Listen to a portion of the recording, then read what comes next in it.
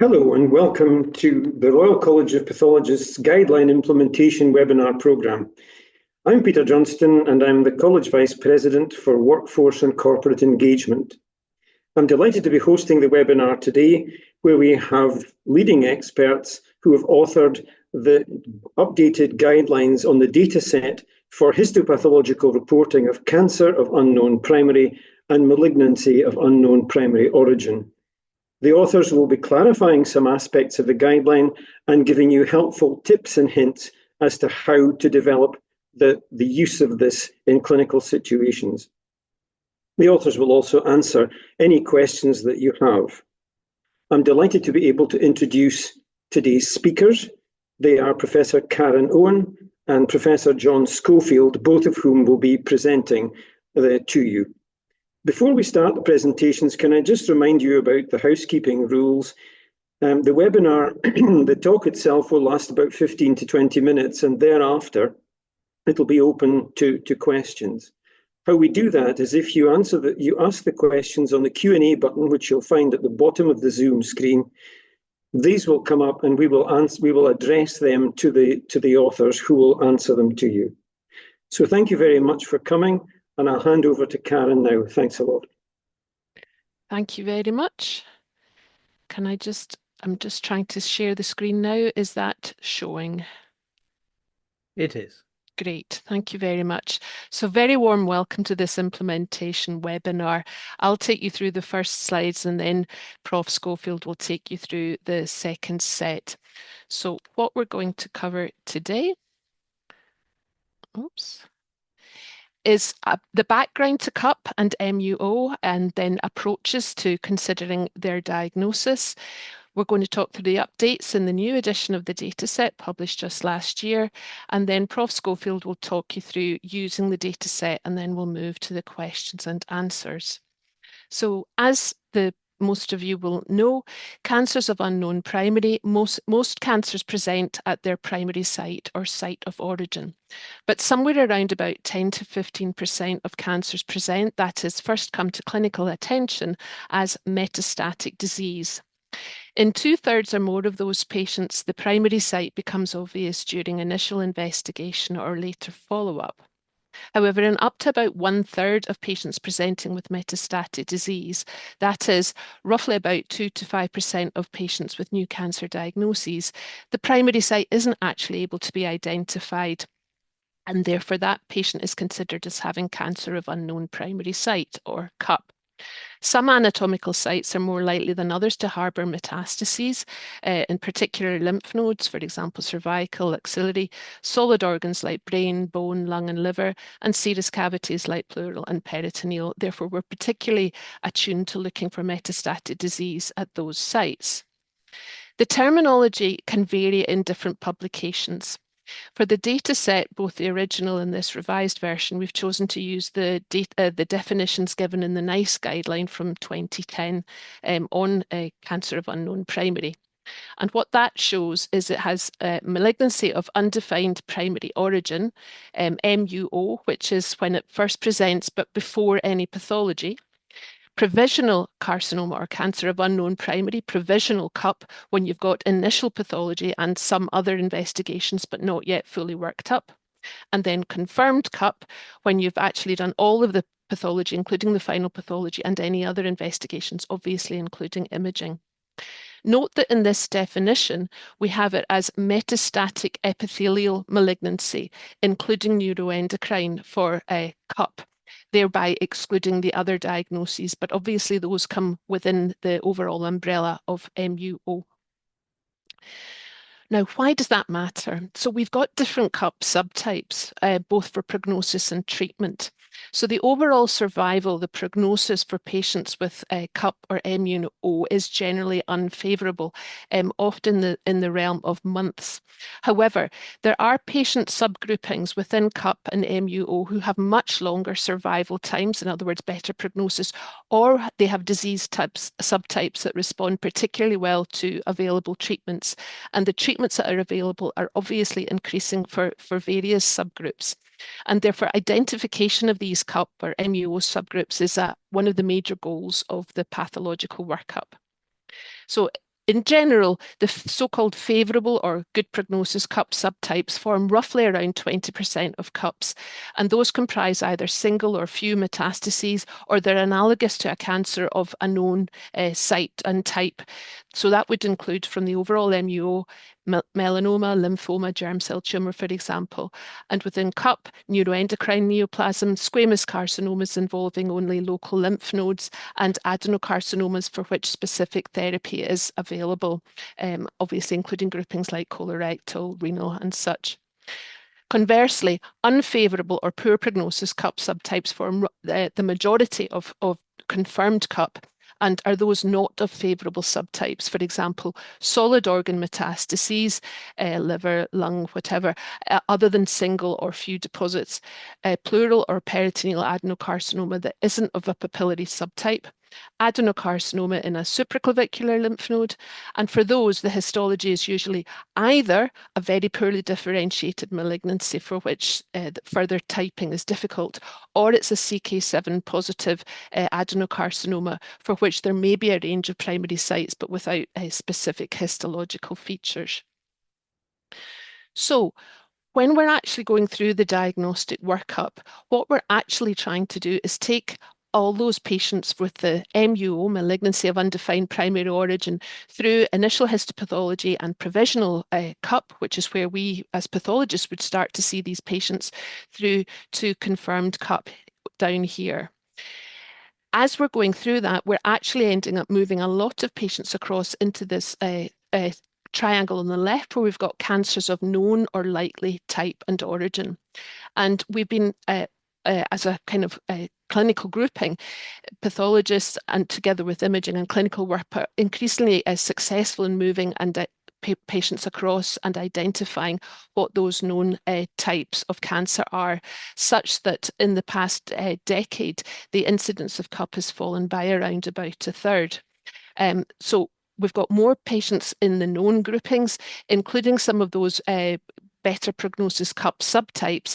And likewise, the number of patients that actually end up with confirmed CUP, C-CUP, is actually rather few, including within MDTs. And quite often some of the work that's going on in MDTs is to move patients through that diagnostic workup. So what do we actually do when we're in pathology? Well, this is figure 1 from the data set over here on the left-hand side, and we take a systematic, stepwise and multidisciplinary approach, and that enables all possibilities to be considered. Obviously not all markers to be done, but all possibilities to be considered to then think about the markers that one might use, leading then to tumour exclusion and then classification. So first of all, we think about the broad type of cancer, and we consider and exclude melanoma, lymphoma, and sarcoma. If we're ending up with a carcinoma, then we think through what is the subtype. We consider and exclude germ cell tumour and mesothelioma, which can have epithelioid appearances. We then think about squamous, urothelial, solid organ, including liver, renal, thyroid, and adrenal, and adenocarcinoma of various types, and obviously neuroendocrine as well. If it is an adenocarcinoma, we then go on to consider its site of origin, obviously because amongst CUPs, actually the majority subtype histologically tend to be these adenocarcinomas. And those subtypes are the sites of origin can be lung, pancreas, biliary, increasingly recognised, gastric and esophagus, colorectal, breast, ovary, prostate. And what we're aiming for is for the most appropriate markers and tests to be requested, ideally early within the process and assessed, whilst optimising tissue use, because obviously the biopsies are frequently very limited, and working using the information from the multidisciplinary team. So that's the approach that is used within the data set, and that general approach to CUP and MUO has not altered significantly between the first edition and the second now, but there are changes here, including updated references, and some newer immunohistochemical markers have been added. We've also got further set information on molecular testing. We've expanded a consideration of some of the differential diagnostic possibilities, for example, cholangio and certain lung cancers, and there's been an audit template added. So over to John. Thank you, Karin. So Karin has introduced the data set to us and given us a very good overview of CUP and the pathologist's approach. I'm now going to take you through what's actually written in the data set specifically, so you can get a sense of how you might use the data set on a day-to-day basis. So here's the front cover, just so you've seen it. And if we move to the next slide, please.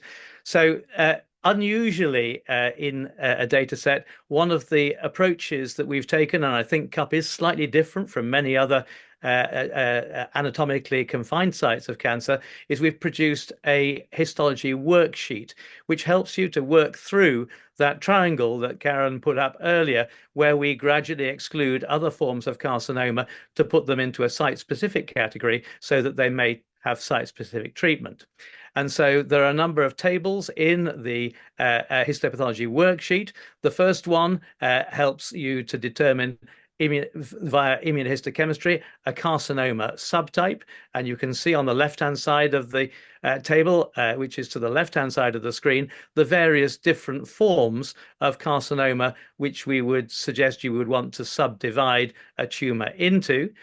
Mentioning, of course, at the bottom, germ cell tumor and mesothelioma. Mesothelioma are a great mimic for carcinoma, and germ cell tumor being one of the more treatable aspects of tumors which may start up with a provisional diagnosis of CUP. Then two more tables, one which thinks about when this is adenocarcinoma, how you may subtype that using morphology. And you can see 5 different morphological variants which are listed there. And then the table below that, how immunohistochemistry may help push one towards a particular diagnosis. And there are a range of different common primary sites listed at the left-hand side of that table, and immunohistochemical markers, positive and negative. So here is the reporting pro forma. It starts, as all pro formas in this situation do, with the demographics of the patient, but then some quite important things that need to be listed: the site of the sample, the type of the sample, and the overall morphology. So if we move to the next slide, you can see that the next part of the pro forma indicates which immunohistochemical markers have been used, which ones are positive, which ones are equivocal, and which ones are negative. And we don't we're not worried about asking the direct question, have you excluded certain entities? Because again, these may be more treatable types of tumor, which may allow an oncologist to take a particular line. So lymphoma obviously may masquerade as a number of very poorly differentiated tumors, including CUP, germ cell tumor likewise, melanoma and sarcoma. We then ask you, or suggest that you might produce a broad morphological diagnosis as listed here. And we feel fairly strongly that all these tumors, unless there's a clinical reason not to, should be discussed at a CUP MDT. And so we ask you to indicate that and when the discussion took place. Squamous carcinomas also may have prognostic variation in terms of their status for EBV and human papillomavirus, or the surrogate P16 marker. So those are also recommended for inclusion. So if we move to the next slide, Karin. So these are tables which are taken directly from the data set, and this is all well known to most people, I would have thought, on the call, looking for specific markers for carcinoma, melanoma, lymphoma, and sarcoma. I'm not going to go through these particularly because this is fairly straightforward information. But what I would state is that one has to be careful about marker positivity, unexpected marker positivity in tumors that you don't expect. For example, epithelial marker positivity in lymphoma, epithelial marker positive in sarcomas, and so on. So always think about where there can be, if you like, aberrant expression of certain markers. So we would suggest that a first-line immunohistochemical panel would include at least one epithelial marker, possibly 2.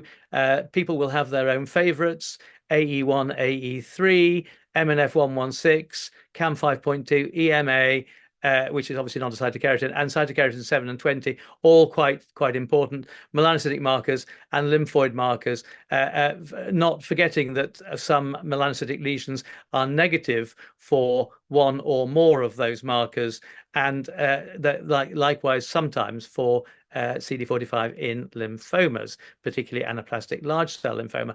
And you might consider, depending on the morphology, having a slightly broader first-line panel, including one or two markers which you feel may give you an additional hint into which area to explore next. Karin, the next slide, please. So here's a listing of supplementary immunohistochemical markers for use in lymphoma, sarcoma, and small round blue cell tumors. Again, I shan't go through these all because of time, but I would just mention a couple of things here. I think we've all been hoodwinked occasionally by rhabdomyosarcoma, so always remember to have a desmin in the small round blue cell tumor box. And as I mentioned earlier, many sarcomas will have aberrant expression of, for example, epithelial markers, and this needs to be borne in mind.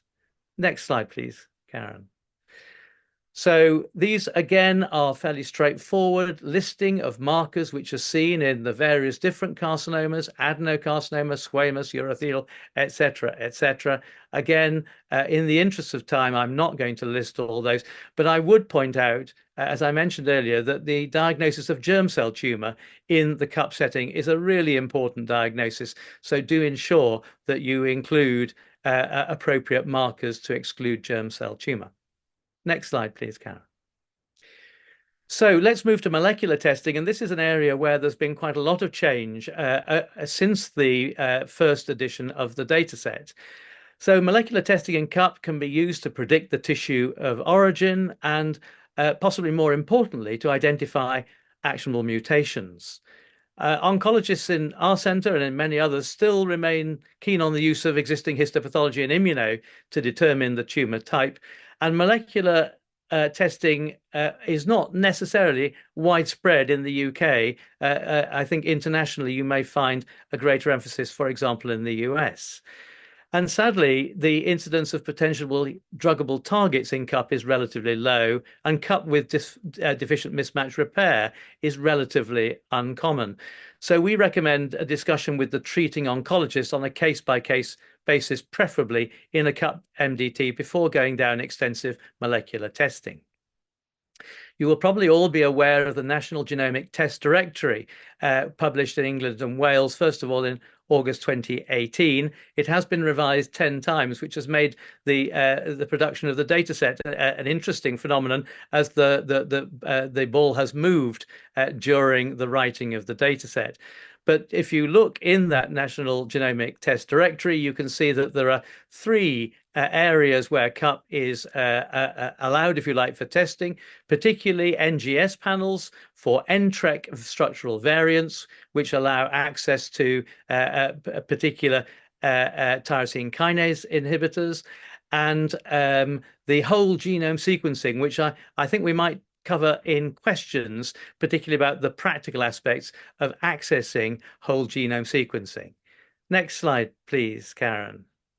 So the take-home messages are listed on this slide, and I think the most important one is to avoid missing a better prognosis or potentially treatable CUP or MUO subgroup. And I've laboured germ cell tumour, but also lymphoma, neuroendocrine neoplasms, and specific forms of adenocarcinoma fall into that category. We've spoken, and Karin has elucidated the systematic approach that we think that one should undertake in order to exclude other forms of carcinoma which can be put into a particular diagnostic category with more specific treatment. It's important that the tissue is optimized, and where limited, we make sure that we have the tissue preserved as much as possible in case molecular tests are needed at a later stage. The landscape for molecular testing is continuing to evolve, and it's important that we keep an eye upon that. It's likely that the dataset may have an early review based on changes in the molecular landscape. And we believe strongly that the CUP MDT is an important part of the management of these patients, particularly thinking about molecular testing and access and other diagnostic possibilities. So with that, I think I'll close and hand back to Peter for questions, and thank you all for your attention. Well, thank you both very much for that very interesting talk, very succinctly putting together quite a lot of complicated ideas in a manner that was very intelligible. So thank you very much indeed. Questions then. The first question that we have in is about the use of blood cfDNA for sequencing and analysis of patterns of the mutation landscape to identify and provide clues to the primary origin. I'm a bit cynical about this myself, so I'll be very interested to hear what you have to say about it. Well, I have to say that neither of us are particular experts in this area, but we have consulted quite widely in the generation of the data set. And there are certain centres in the UK, the Christie being one, where there is a great deal of emphasis and research going on in this area. And there's also a large amount of publication in this area. It's the sort of information which needs to be brought in the multidisciplinary setting, but it doesn't apply specifically to the histological analysis of cases, which is what we have focused on within the data set. Karin, I don't know if you had any. No, I would agree. I mean, I think that there's a lot of potential for the use of cfDNA, but at the moment, in my experience is more of it within this sort of research setting, and or where there's particular likelihood of very, very limited tissue. You know, if access to tissue is somehow going to be extremely limited. But we're not at the moment using it routinely within, you know, the NHS service. I don't know if the person who added that question has any comments to make. It's always interesting to know what. Well, I'm sure they did, but you can pick it up with them afterwards. So thank you very much. I think there was another comment just came in about the importance of as much clinical information as possible in trying to sort these patients out. I think that fits also with the liquid biopsy ideas, that if you have some idea where it is, it's going to help you. Anything that you know, rather than it just says lymph node enlargement, left groin. Tell us something, please.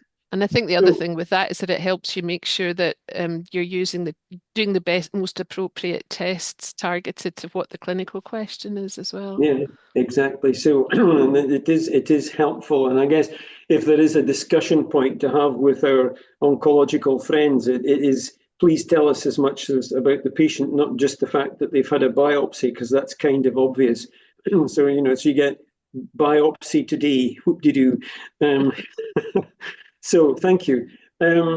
So there's a question around about the subclassifications of carcinomas, and really it's about when do we actually best try to subclassify these lesions? Do we wait for MDTs, or do we go ahead and do stuff? Because there are a number of investigations, imaging investigations, and the mention is of PET scans. Is when is the optimal time to try to subclassify these lesions?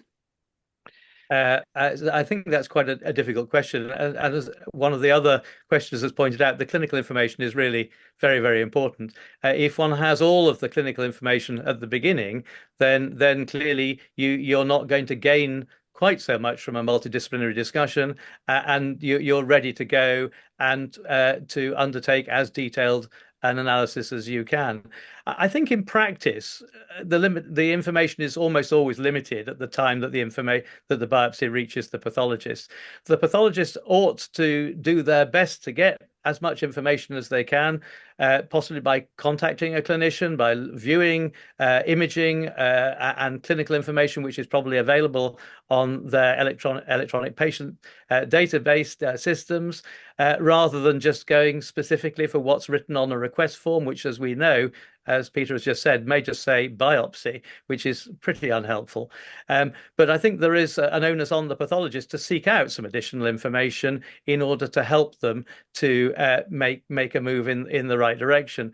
I also do think that it's reasonable to undertake a moderately detailed investigation at this stage to at least start the process, because that patients are hoping, and relatives are hoping for a specific diagnosis, and clearly we're not trying to delay the diagnostic process. So my sense is that in most cases, I would go fairly firmly down a subtyping diagnostic process fairly quite early on in the diagnosis. Karin, do you have any thoughts on that? I think I would agree, and I think the other thing to say is that it's always why you can always put at the bottom, multidisciplinary team discussion, recommended. And then quite frequently following the MDT discussion, there might be, maybe there's sometimes there's nothing more that needs done, but quite often there's one or two more things, but more specific, led by that clinical information that then gets requested. But, that kind of fairly full subtyping enables a really good, helpful discussion at that MDT in the first place. Yeah, I think those are very valid points. And I think just as a specialty in general, I think we could consider ourselves more as being integral to the signalling, to the labeling along patient pathways to enable these patients to progress along the pathways.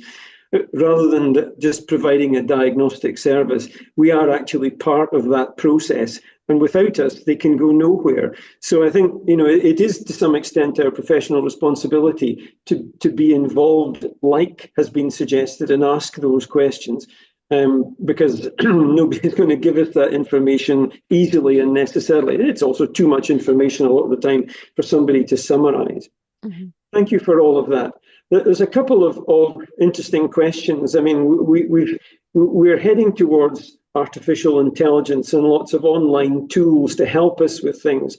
So there's a couple which are kind of interesting in the questions. One is the benefit of using the ImmunoQuery website, and the second is data from Capisco, which is something I don't really know, shows a reasonably high rate of druggable alterations if you use the molecular testing and analyze the predictors of response to treatment. So again, it's about panels and tools that we can use to help us with this decision-making process. And I guess AI might have something useful to do with that, in that, like with the huge amounts of molecular data you can get from liquid biopsies, try and synthesize that out into something which is more readable at the end of the day. Interested in your views on those things, starting with the ImmunoQuery website. Well, there are a number of different websites. One probably oughtn't to focus on one specifically. But I think these are very useful resources. And of course, most pathologists are using these on a day-to-day basis. It's incredibly helpful. And particularly, I made the point earlier about knowing about unexpected results. It can lead one down a rabbit hole very quickly if you go down the wrong line at an early stage.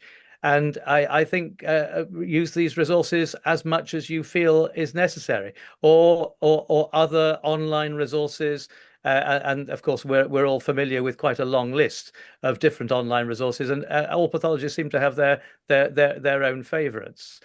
So I would encourage people to use online resources. On the AI question, I'm afraid I'm not really in a position to comment specifically on that, although clearly this is a rapidly evolving area, and it is the sort of area where AI, I think, could have a major impact. Yeah, I think there's been a lot coming through about AI and CUP, but I think at the moment it's still almost mostly reflecting what's existing already being done within histopathology, I think. But I'm almost trying to work out, can it be done better, and are there correlates? But I guess in the future it may go into sort of potentially be providing extra information. I think with regard to the druggable targets, I think the different studies over the years have come up with kind of different percentages. And I think what's hopefully happening is that as the treatments evolve and that treatments becoming online for things that we didn't have availability for before, like say cholangiocarcinoma, I think the number of druggable targets and the proportion of cups, confirmed cups with druggable targets will increase. So that can only be kind of good news. And that kind of links into why we were talking earlier about the potential for potentially early review in terms of that kind of molecular landscape within cup. Yeah, thank you. There's a number of questions on the sheet about the difficulties we have with handling and managing the material we've got. Quite a few people have said, well, how best do we balance immunocytochemistry with genomics? How do we prioritize what's the best way forward? And so what's your advice about that? I mean, what is the balance between using, where do we prioritize in the meantime if we've got very limited tissue, and how do we do that? So I guess that's the $64,000 question. It's very difficult, and it's probably dealt with on a case-by-case basis. Obviously, if there are multiple cores, putting them into separate cassettes so that we don't actually cut through good tissue unnecessarily. There are a variety of ways of trying to ensure that the tissue is optimized. But the question is a little bit about balance. And it is always possible to repeat a biopsy in many cases.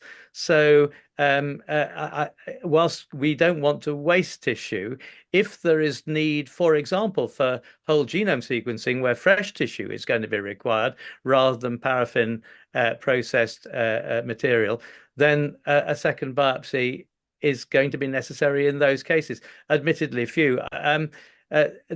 I deliberately didn't go into the whole genome sequencing aspect in the talk because it takes a little bit longer. But just to say that it's paired fresh tissue and blood required, and it takes quite a lot of careful preparation to make sure that the right amount of tissue with a reasonable tumor burden is present. And there's also quite a long timeline to get the results back, usually around 16 weeks. So needs to be thought of extremely carefully by the oncologist. And new guidance came out in October. From the 1st of November, the oncologist needs to clear with the clinical director or clinical lead in the genomic hub the request for these tests. So it's very much there is an element of gatekeeping here. And then when you actually want to do it, and we've done it about half a dozen times in the last 6 months, it's technically quite demanding, with frozen sections required in the department to check tumor burden, things being transported by courier to a genomic center, and then even then it sometimes fails. So watch again this space, but technical, it shouldn't be underestimated, the technical aspects of undertaking whole genome sequencing. Yeah, thank you. Sorry, Karin. No, I was just going to say the other thing is the kind of classic histopathology technique for kind of keeping blanks, and just sort of at each stage, I think, is what a lot of us will also be doing. Mm-hmm. Don't level through the back end of the block and hope you're going to get better sections. That's a good message. I think it's interesting. There is a question directly about whole genome sequencing and the fact that oncologists are requesting it, and you've basically highlighted the issues that there are around it. There's also questions about the range of immunocytochemistry that we need to have. And in your presentation, John, you showed a number of useful antibodies, which clearly is not an exclusive list. It can't be. But to what extent, the example cited is OCT34. Some centres don't have some of these antibodies. I don't have some of the ones you mentioned here, actually, surprisingly, and we've got hundreds on our schedule, on our scope. So it just how do we prioritise again what antibodies we should have and how we use them when we've got limited resources? I guess it depends on well, first thing to say is almost all antibodies are available somewhere if one is happy to send unstained sections or a tissue block away. So one shouldn't feel hampered in not being able to request the test just because it's not available in your own department. Departments will make up their own mind about what they require based on usage patterns, usually of the pathologists within the department, and therefore, if there's suddenly a great requirement for a new antibody, it will be evaluated within the department, and it will either be bought or can be bought in from outside. I don't think the lists of antibodies that we've put forward are intended to be prescriptive. They're guidance to help you in determine what may be helpful in a specific setting. And just because you don't possess an antibody, you may have another very useful technique which might be equally or effective or better. So I think the bottom line is not intended to be prescriptive, but do think if you feel an antibody test is necessary and you haven't got it locally, consider sending it somewhere else. Yeah, and there's another interesting point about whole genome sequencing, which is that the use of NGS panels. You can do an awful lot. You can look for a lot of genes with relatively small amounts of tissue, which you can get from an FFPE section, which is a useful alternative. And I think and it's quicker as well. Yeah. There are some other questions around specificity of markers and what qualifies for cancer of unknown primary. So the example that's quoted is if you've got a negative TTF1 and you can't find anything in the thyroid or the lung on extensive imaging, does it still, if you get a positive marker like TTF1 and you can't find anything in the lung or the thyroid, what do you do with it? It's a very interesting question, isn't it? I mean, most markers, TTF1 is actually quite a good marker. It's not often expressed in things other than those markers. Some neuroendocrine tumors, obviously. But I mean, the first thing you do is look carefully in those sites. And of course, the correlate is that, of course, not every lung adenocarcinoma is TTF1 positive. So one just has to be aware. But I think that if you cannot find evidence of a cancer in either the thyroid or the lung in a TTF1 positive cancer, it's difficult to label that as either lung or thyroid in that setting. And I think it sort of remains as a TTF1 positive cup. It is quite possible that the oncologist may consider that the likelihood is that is a lung cancer and request appropriate targeted molecular testing to possibly open up various therapeutic lines. But that, I think, is an oncological decision rather than a pathological one, I would say. Karin, do you? Yeah, I would agree. I mean, I think the main thing with those kind of more difficult cases is you take it and it gets discussed at the MDT with the colleagues, including the oncologist and radiologist, and it's then arrived at, because sometimes we come up with things that look more like one thing, but then none of the rest of the clinical suits. Yeah. And they've got range of options. Apologies, they've got a range of options with regard to kind of the various treatment therapies. So sometimes they'll go down the more traditional sort of platinum doublet kind of line, but otherwise, as John was just saying, sometimes they will go down more of, say, a lung or a head and neck line on the basis of what it kind of overall looks most likely to be. Yeah, I think that's a good point too, is that it is what it's most likely to be, is the best we can probably do under these circumstances, and people need to understand that. And we are as good as the technology that we've got and our ability to interpret it. Talking about immunocytochemistry, there's an interesting question which you've alluded to already, John, which is around tumours that really don't stain with anything very much. And the example that this contributor has given us is melanomas, which don't stain with any of the melanoma markers. I mean, you mentioned we can see lymphomas that don't have CD45 and carcinomas that have dropped all the cytokeratins just about. So how do we handle these things, and what do we, have we any useful advice that we can give on these difficult cases? Because they're absolute beasts trying to deal with them. They are, and thankfully they're relatively uncommon, but when it crops up, it is a headache, and this is really difficult. And there are undifferentiated malignant tumors, NOS, which cannot really be further characterized by histopathology or immunohistochemistry. Sometimes whole genome sequencing or other forms of molecular testing can give some insight into where the likely primary site may be, but sometimes that is not the case. So of the half a dozen we sent off in the last 6 months, two failed completely. One, the patient was dead before the result came back, and three were clinically useful. So, or potentially clinically useful. So I think the answer is there will still be some cancers where we cannot identify. Whatever we try, we cannot actually push it into any particular category. Yeah, these are always difficult questions.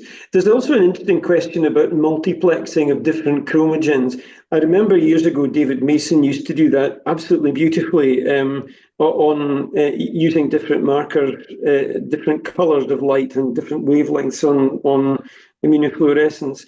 There is a reluctance, I think, on behalf of the providers to give us the opportunity to have different dyes that interact. I really want a blue and pink so I can get purple over some things, but because red and brown don't go too well together.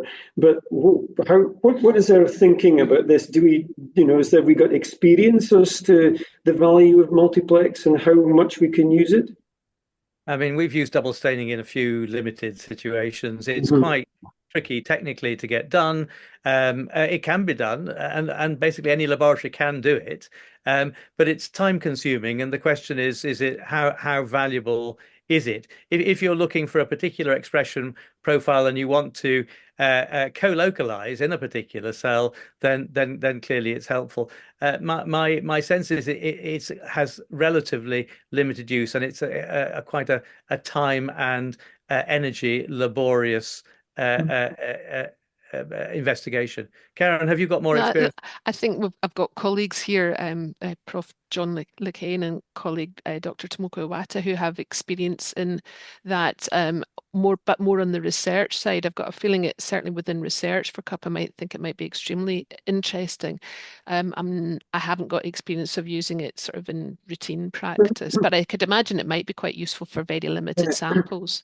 We use double staining and what we call the lung doubles. So you put the P40 on with a CK7 and the CK56 on with the TTF1. So you've got, they are mutually exclusive, as it were, except when they stain everything. And we use it for lambda and kappa and for heavy chains as well in lymphomas, which are lovely because you get one slide and you can actually compare them in front of you, which is beautiful. But technically it's a little bit demanding, but we do it all on our laboratory machines. It's all automated. Anyway, I think looking at the time, we have a number of questions that we haven't got to answer, I think. But although I think we've managed to cover the majority of the themes that have underlain those questions.